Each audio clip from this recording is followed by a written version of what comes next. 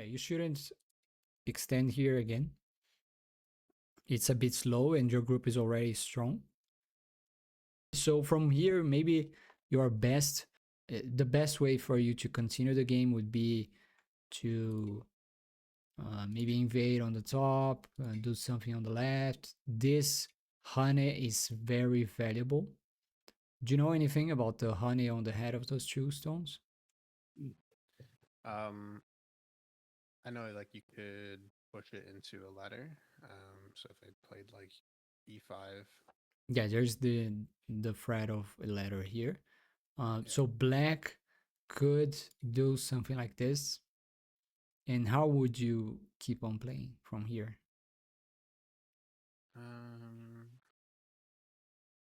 This the next move is very important in terms of intuition. It should be uh, your top one of your top three, top two moves. It's the type of move that comes first, then you try to find something better.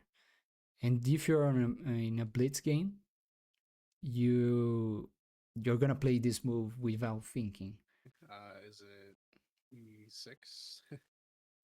E6. Oh, cutting here. So that's an Atari. And it could be the best move sometimes, but it's not in this case. This is a kind of a typical case for a double honey. Why is that? Because um, black has basically a double Atari here.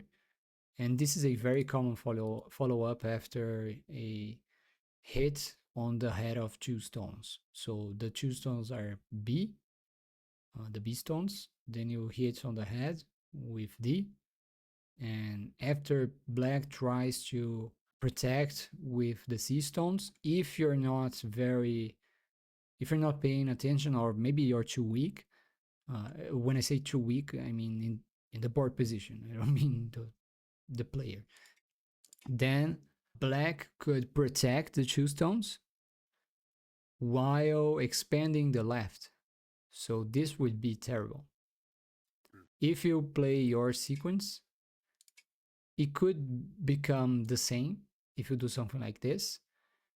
But usually we don't do stuff like this because, for example, if you compare it to the double honey directly, imagine black protects here.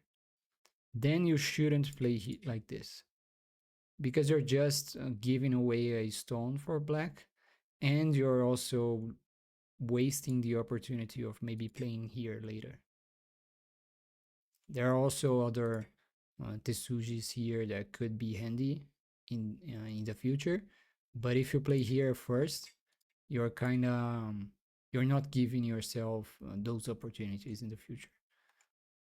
So this is a very useful shape for you to memorize. Or for example, if we have two stones and we have a shape like this, the next move here would be the hit on the head of the two stones, and the same shape would appear.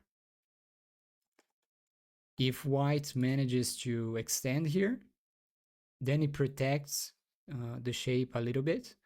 Black could continue surrounding and pressuring these stones. And if white tenukis, now we have a hit on the head of three stones, which is also very strong. And here we have the same concept. We get a double honey. Do you get it? Yeah, I see. Yeah, this is very useful, very, very useful. And it's a lot of damage. If you manage to get a double honey, it's a lot of damage. Yeah. Here again, for example, you could double honey because black doesn't have much in this area.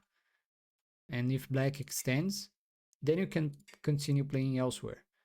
Because, for example, if black Ataris and then tries to capture this stone, first of all, black doesn't have the letter. But even if he did have the letter, this isn't very important. Even if he did have the letter, you can play kind of a ladder breaker here. He captures, but this influence isn't very valuable. There isn't much potential in the center for creating territory.